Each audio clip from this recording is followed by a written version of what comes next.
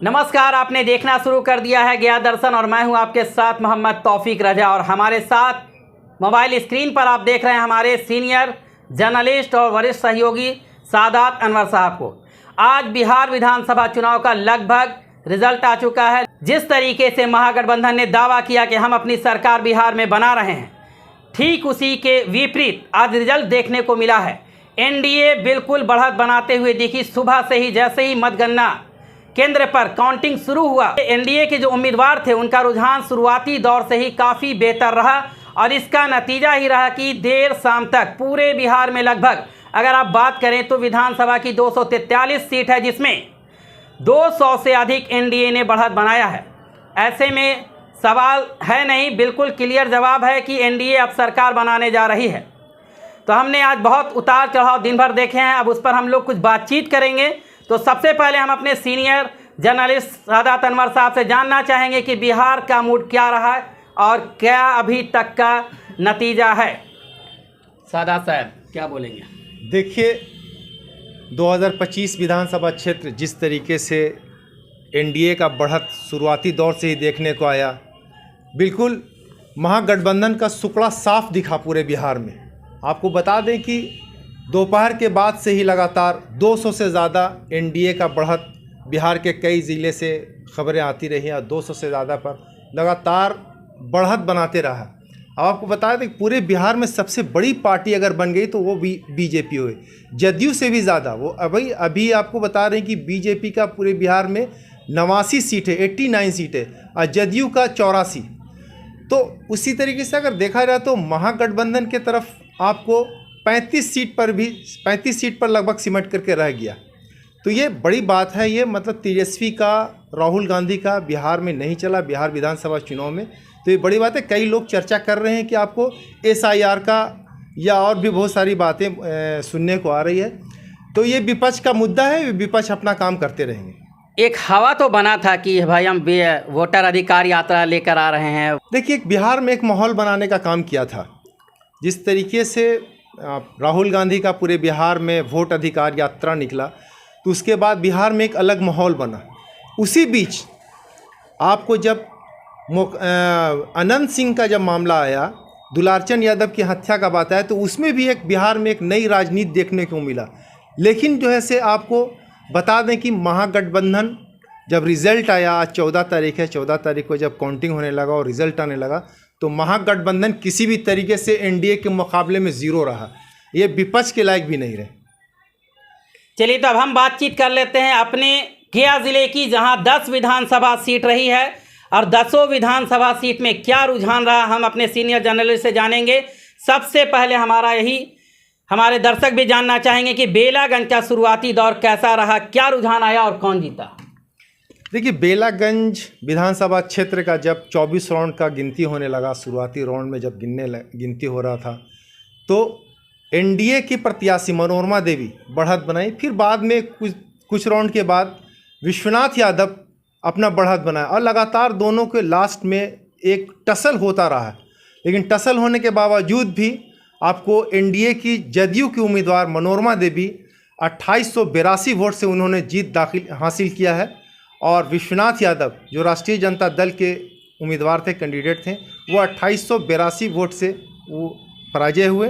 हालांकि जब मीडिया से जब बात की तो उन्होंने बताया कि वो मैंडेट है, जनता है, जनता जिसको चुने, ये मामला रहा। वजीरगंज में पूर्व मंत्री दावेदार थे जीत, लेकिन पासा कुछ और देखने को मिला है, क्या कहेंगे?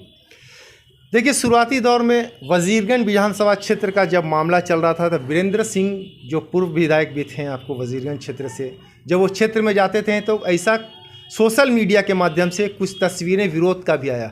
लेकिन जब नतीजा जो सामने आया तो नतीजा कुछ और सामने आया। वो 12,733 वोटों से वो जीत हासिल किए। कुल मत वो 94,574 वोट लाए वो, और 12,733 वोट से उन्होंने जीता।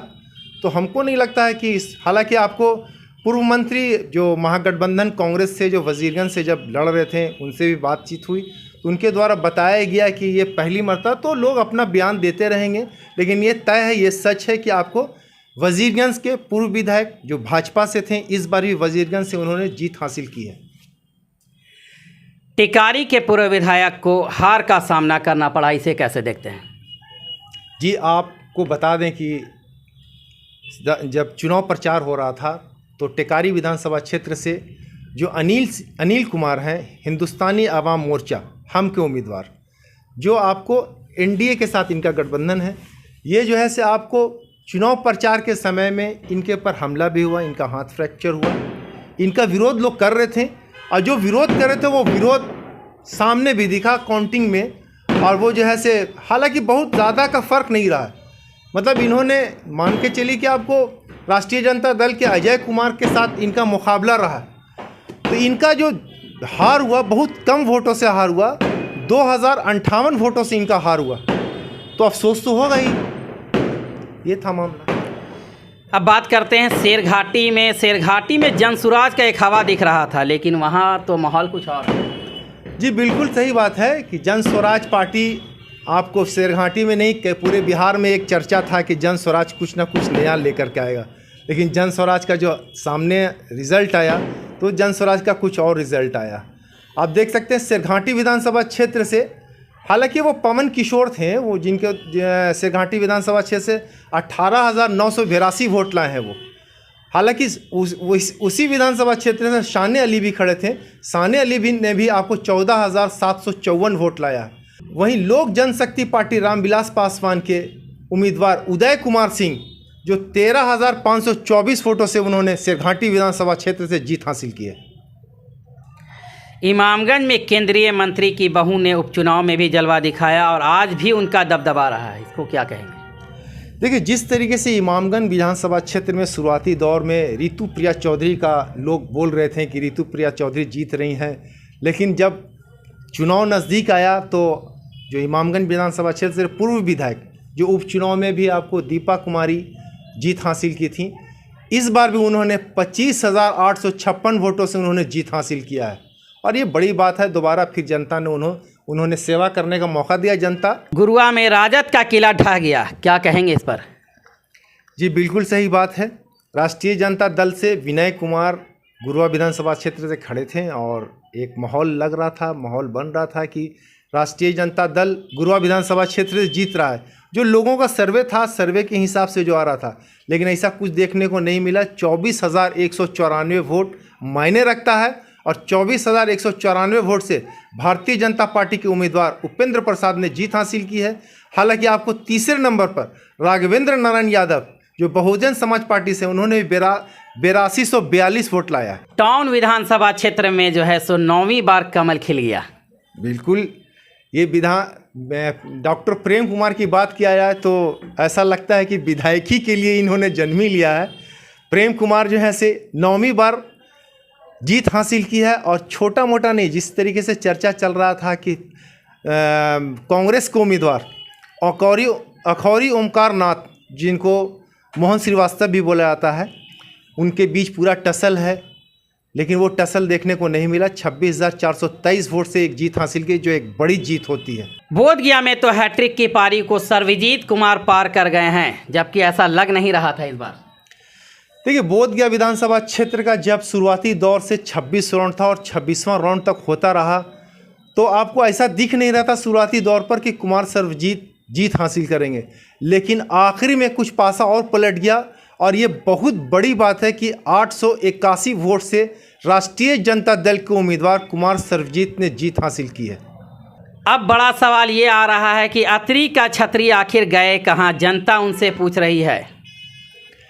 देखिए, ये बात सही है कि आपको एक राजद का एक गढ़ माना जाता था अत्री को, और इस बार आपको हम पार्टी के उम्मीदवार हिंदुस्तानी आवाम मोर्चा के रोमित कुमार ने 1,02,102 वोट लाकर 25,777 वोट जीत हासिल की है।